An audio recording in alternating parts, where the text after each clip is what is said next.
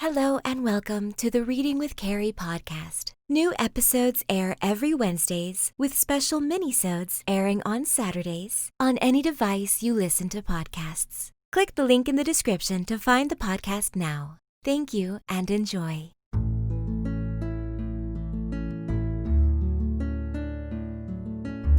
Hello and welcome to Reading with Cari, a mindfulness podcast series that can be used as a sleep aid or to ease your anxiety and relieve your stress. I am your host, Cari Favole, and I am so thankful that you've decided to spend some time with me.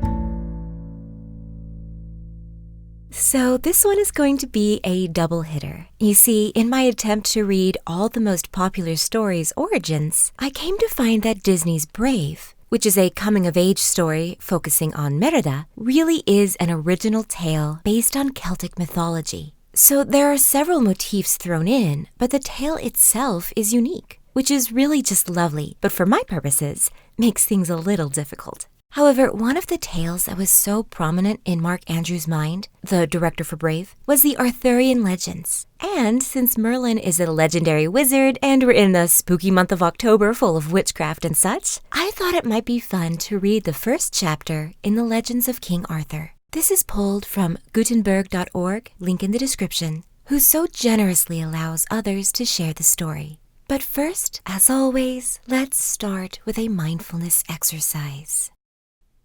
Here is a simple, basic mindfulness breathing exercise. In a comfortable sitting position, with eyes open or closed, arms wherever they are comfortable, legs in a relaxed position, take note of your body, the shape that it's in, the weight of each limb resting together. Breathe in deeply on a slow count of 4. Hold the breath for just a moment and focus on the sensation in your chest. Breathe out on a slow count of 4. And listen to your body. Feel the sensations, the touch of each part, the connection of you with the item you are sitting on, a chair, the bed, the carpet. Feel yourself relax. Soften your breath in a slow, steady rhythm. Don't alter your breath. Just feel the natural flow of your breath. Feel how your body naturally goes through the motion. Where do you feel the breath in your body? Can you feel it enter through your nostrils, in your throat, down in your lungs, or deeper in your stomach? Feel the sensations of your breath, and don't try to anticipate the next movement. It's all right if your mind wanders. Just gently refocus back to your breathing. Stay in the moment for a few more breaths. Feel your body in the surroundings. Where do your arms rest? What are your fingertips feeling? Where is your tongue settled in your mouth? Go through each part of the body.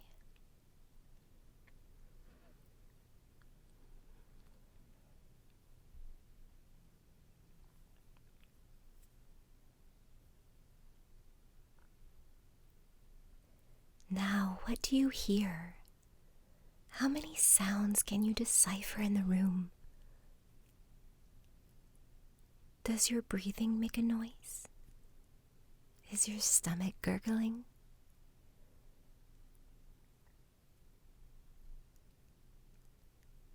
Take another deep breath in on a slow count of 4. And as you release this breath, feel your relaxed mind slowly come back to this podcast. Don't rush. Sit in this moment a while. Indulge your sensations in the bliss. Let out a peaceful, audible sigh. You've earned it.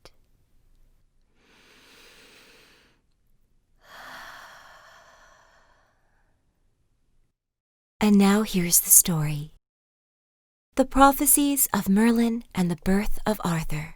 King Vortigern, the usurper, sat upon his throne in London, when suddenly, upon a certain day, ran in a breathless messenger, and cried aloud, "Arise, Lord King, for the enemy is come, even Ambrosius and Uther, upon whose throne thou sittest, and full 20,000 with them. And they have sworn by a great oath, Lord, to slay thee, ere this year be done. And even now they march towards thee, as the north wind of winter, for bitterness and haste." At those words, Vortigern's face grew white as ashes, and, rising in confusion and disorder, he sent for all the best artificers and craftsmen and mechanics, and commanded them vehemently to go and build him, straightway, in the furthest west of his lands, a great and strong castle, where he might fly for refuge and escape the vengeance of his master's sons. "And moreover," cried he, "let the work be done within 100 days' time from now, or I will surely spare no life amongst you all." Then all the host of craftsmen, fearing for their lives, found out a proper site whereon to build the tower, and eagerly began to lay in the foundations. But no sooner were the walls raised up above the ground than all their work was overwhelmed and broken down by night invisibly. No man perceived how, or by whom, or what. And the same thing happening again and yet again. All the workmen, full of terror, sought out the king, and threw themselves upon their faces before him, beseeching him to interfere and help them, or to deliver them from their dreadful work. Filled with mixed rage and fear, the king called for the astrologers and wizards, and took counsel with them what these things might be, and how to overcome them. The wizards worked their spells and incantations, and in the end declared that nothing but the blood of a youth, born without mortal father, smeared on the foundations of the castle, could avail to make it stand. Messengers were therefore sent forthwith through all the land to find, if it were possible, such a child. And as some of them went down a certain village street, they saw a band of lads fighting and quarreling, and heard them shout at one, "Avaunt, thou imp! Avaunt! Son of no mortal man! Go, find thy father, and leave us in peace!" At that the messengers looked steadfastly on the lad, and asked who he was. One said his name was Merlin, another that his birth and parentage were known by no man, a third that the foul fiend alone was his father. Hearing the things, the officers seized Merlin and carried him before the king by force. But no sooner was he brought to him than he asked in a loud voice for what cause he was thus dragged there. "My magicians," answered Vortigern, "told me to seek out a man that had no human father, and to sprinkle my castle with his blood, that it may stand." "Order those magicians," said Merlin, "to come before me, and I will convict them of a lie." The king was astonished at his words, but commanded the magicians to come and sit down before Merlin, who cried to them, "Because ye know not what is that hinders the foundations of the castle, ye have advised my blood for a cement to it, as if that would avail. But tell me now rather what there is below that ground, for something there is surely underneath that will not suffer the tower to stand."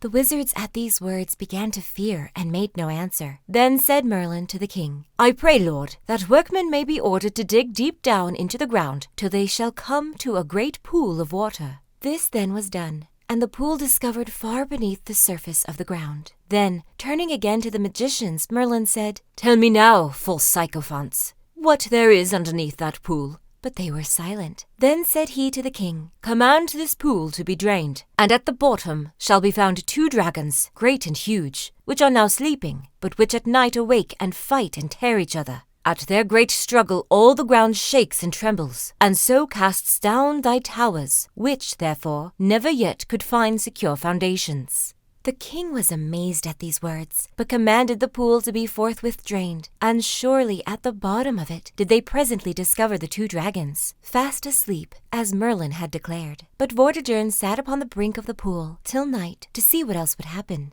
Then those 2 dragons, one of which was white, the other red, rose up and came near one another, and began a sore fight, and cast forth fire with their breath. But the white dragon had the advantage, and chased the other to the end of the lake. And he, for grief at his fight, turned back upon his foe, and renewed the combat, and forced him to retire in turn. But in the end the red dragon was worst, and the white dragon disappeared no man knew where. When the battle was done, the king desired Merlin to tell him what it meant, whereat he, bursting into tears, cried out this prophecy, which first foretold the coming of King Arthur.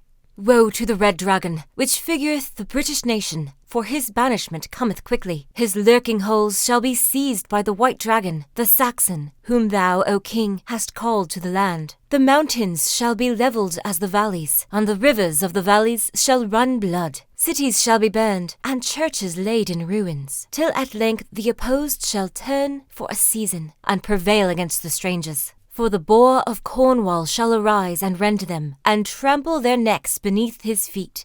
The island shall be subject to his power, and he shall take the forests of Gaul. The house of Romulus shall dread him. All the world shall fear him, and his end shall no man know. He shall be immortal in the mouths of the people, and his works shall be food to those that tell them.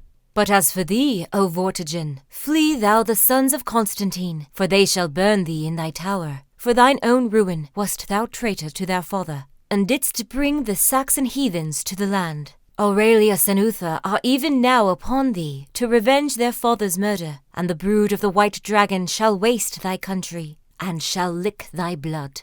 Find out some refuge, if thou wilt, but who may escape the doom of God. The king heard all this, trembling greatly, and, convicted of his sins, said nothing in reply. Only he hasted the builders of his tower by day and night, and rested not till he had fled thereto. In the meantime, Aurelius, the rightful king, was hailed with joy by the Britons, who flocked to his standard, and prayed to be led against the Saxons. But he, till he had first killed Vortigern, would begin no other war. He marched therefore to Cambria, and came before the tower which the usurper had built. Then crying out to all his knights, "Avenge ye on him who hath ruined Britain, and slain my father and your king!" he rushed with many thousands at the castle walls. But being driven back again and yet again, at length he thought of fire, and ordered blazing brands to be cast into the building from all sides. These, finding soon a proper fuel, ceased not to rage, till spreading to a mighty conflagration, they burned down the tower and Vortigern within it. Then did Aurelius turn his strength against Hengist and the Saxons, and, defeating them in many places, weakened their power for a long season, so that the land had peace. Anon the king, making many journeys to and fro, restoring ruined churches, and creating order, came to the monastery near Salisbury, where all those British knights lay buried who had been slain there by the treachery of Hengist. For when in former times Hengist had made a solemn truce with Vortigern to meet in peace and settle terms, whereby himself and all his Saxons should depart from Britain, the Saxon soldiers carried every one of them beneath his garment a long dagger, and at a given signal fell upon the Britons and slew them to the number of nearly 500. The sight of the place where the dead lay moved Aurelius to great sorrow, and he cast about in his mind how to make a worthy tomb over so many noble martyrs, who had died there for their country. When he had in vain consulted many craftsmen and builders, he sent, by advice of the archbishop, for Merlin, and asked him what to do. "If you would honor the burying place of these men," said Merlin, "with an everlasting monument, send for the Giant's Dance, which is in Kilarus, a mountain in Ireland. For there is a structure of stone there, which none of this age could raise without a perfect knowledge of the arts. They are stones of a vast size and wondrous nature, and if they can be placed here, as they are there, round this spot of ground, they will stand forever." At these words of Merlin, Aurelius burst into laughter and said, "How is it possible to remove such vast stones from so great a distance, as if Britain also had no stones fit for the work?" "I pray the king," said Merlin, "to forbear vain laughter. What I have said is true, for those stones are mystical and have healing virtues. The giants of old brought them from the furthest coast of Africa and placed them in Ireland while they lived in that country. And their design was to make baths in them, for use in time of grievous illness. For if they washed the stones, and put the sick into the water, it certainly healed them, as also it did them that were wounded in battle. And there is no stone among them, but hath the same virtue still." When the Britons heard this, they resolved to send for the stones, and to make war upon the people of Ireland, if they offered to withhold them. So, when they had chosen Uther the king's brother for their chief, they set sail to the number of 15,000 men, and came to Ireland. There, Gilomanius the king withstood them fiercely, and not till after a great battle could they approach the Giant's Dance, the sight of which filled them with joy and admiration. But when they sought to move the stones, the strength of all the army was in vain, until Merlin, laughing at their failures, contrived machines of wondrous cunning, which took them down with ease, and placed them in the ships. When they had brought the whole to Salisbury, Aurelius, with the crown upon his head, kept for 4 days the feast of Pentecost, with royal pomp. And in the midst of all the clergy and the people, Merlin raised up the stones, and set around the sepulchre of the knights and barons, as they stood in the mountains of Ireland. Then was the monument called Stonehenge, which stands, as all men know, upon the plain of Salisbury to this very day. Soon thereafter it befell that Aurelius was slain by poison in Winchester, and was himself buried within the giant's dance. At the same time came forth a comet of amazing size and brightness, darting out a beam, at the end whereof was a cloud of fire shaped like a dragon, from whose mouth went out 2 rays, one stretching over Gaul, the other ending in 7 lesser rays over the Irish Sea. At the appearance of this star a great dread fell upon the people, and Uther, marching into Cambria against the son of Vortigern, himself was very troubled to learn what it might mean. Then Merlin, being called before him, cried in a loud voice, "O mighty loss! O stricken Britain! Alas, the great prince is gone from us. Aurelius Ambrosius is dead, whose death will be ours also, unless God help us. Haste, therefore, noble Uther, to destroy the enemy. The victory shall be thine, and thou shalt be king of all Britain. For the star with the fiery dragon signifies thyself, and the ray over Gaul portends that thou shalt have a son, most mighty, whom all those kingdoms shall obey, which the ray covers." Thus, for the 2nd time, did Merlin foretell the coming of King Arthur. And Uther, when he was made king, remembered Merlin's words, and caused 2 dragons to be made in gold, in likeness of the dragon he had seen in the star. One of these he gave to Winchester Cathedral, and had the other carried into all his wars before him, whence he was ever after called Uther Pendragon, or the dragon's head. Now when Uther Pendragon had passed through all the land, and settled it, and even voyaged into all the countries of the Scots, and tamed the fierceness of that rebel people, he came to London, and ministered justice there. And it befell at a certain great banquet and high feast, which the king made at Easter tide, there came, with many other earls and barons, Gorlois, Duke of Cornwall, and his wife, Igerna, who was the most famous beauty in all Britain. And soon after, Gorlois became slain in battle. Uther determined to make Igerna his own wife. But in order to do this, and enable him to come to her, for she was shut up in the high castle of Tintagel, on the furthest coast of Cornwall, the king sent for Merlin to take counsel with him and to pray his help.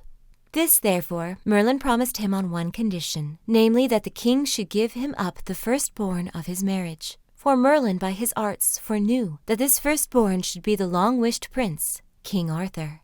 When Uther therefore was at length happily wedded, Merlin came to the castle on a certain day, and said, "Sir, thou must now provide thee for the nourishing of thy child." And the king, nothing doubting, said, "Be it as shall wilt." "I know a lord of thine in this land," said Merlin, "who is a man both true and faithful. Let him have the nourishing of the child. His name is Sir Ector, and he hath fair possessions both in England and in Wales. When, therefore, the child is born, let him be delivered unto me, unchristianed, at Wonder Postern Gate, and I will bestow him in the care of his good knight."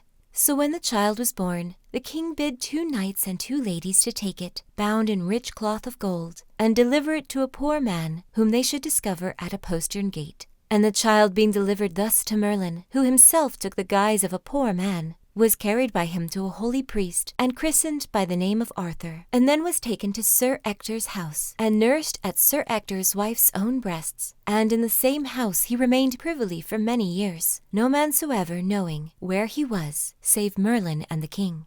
Anon it befell that the king was seized by lingering distemper, and the Saxon heathens, taking their occasion, came back from over sea, and swarmed upon the land, wasting it with fire and sword. When Uther heard thereof, he fell into a greater rage than his weakness could bear, and commanded all his nobles to come before him, that he might upbraid them for their cowardice. And when he had sharply and hotly rebuked them, he swore that he himself, nigh unto death although he lay, would lead them forth against the enemy. Then causing a horse litter to be made, in which he might be carried, for he was too faint and weak to ride, he went up with all his army swiftly against the Saxons. But they, when they heard that Uther was coming in a litter, disdained to fight with him, saying it would be a shame for brave men to fight with one half dead. So they retired into their city, and as it were in scorn of danger, left the gates wide open. But Uther straightway commanding his men to assault the town, they did so without loss of time, and had already reached the gates, when the Saxons, repenting too late of their haughty pride, rushed forth to the defense. The battle raged till night, and was begun again next day. But at last their leaders, Octa and Eosa, being slain, the Saxons turned their backs and fled, leaving the Britons a full triumph. The king at this felt so great joy that, whereas before he could scarce raise himself without help, he now sat upright in his litter by himself, and said with a laughing and merry face, "They called me the half-dead king, and so indeed I was. But victory to me, half-dead, is better than defeat and the best health. For to die with honor is far better than to live disgraced." But the Saxons, although thus defeated, were ready still for war. Uther would have pursued them, but his illness had by now so grown that his knights and barons kept him from the adventure. Whereat the enemy took courage, and left nothing undone to destroy the land, until, descending to the vilest treachery, they resolved to kill the king by poison. To this end, as he lay sick in Verulam, they sent and poisoned stealthily a spring of clear water, whence he was wont to drink daily. And so, on the very next day, he was taken with the pains of death, as were also 100 others after him, before the villainy was discovered, and heaps of earth thrown over the well. The knights and barons, full of sorrow, now took counsel together, and came to Merlin for his help, to learn the king's will before he died. For he was by this time speechless. "Sirs, there is no remedy," said Merlin, "and God's will must be done. But be ye all mid-morrow before him, for God will make him speak before he die." So on the morrow all the barons, with Merlin, stood round the bedside of the king, and Merlin said aloud to Uther, "Lord, shall thy son Arthur be the king of all this realm after thy days?" Then Uther Pendragon turned him about, and said, in the hearing of them all, "God's blessing and mine be upon him. I bid him pray for my soul, and also that he claim my crown, or forfeit all my blessing." And with those words he died. Then came together all the bishops and the clergy, and great multitudes of people, and bewailed the king, and carrying his body to the convent of Umbrius, they buried it close by his brother's grave, within the giant's dance.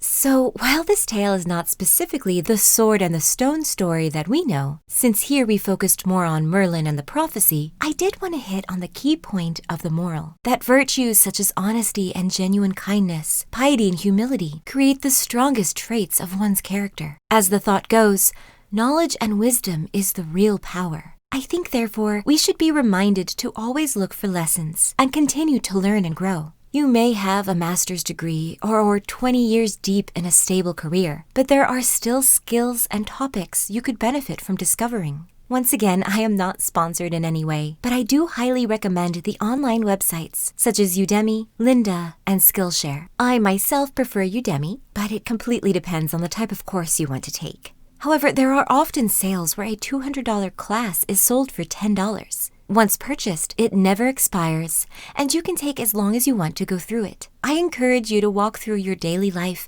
and find areas that have room for improvement. Perhaps you aren't up with the latest technology and want to take an introduction to LinkedIn. Or maybe you've always wanted to learn how to play an instrument, but never had the opportunity. Now is the time.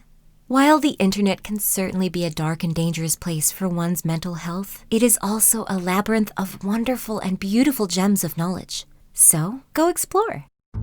Thank you for listening. I welcome you back anytime you may need to hear a comforting voice or a familiar bedtime story.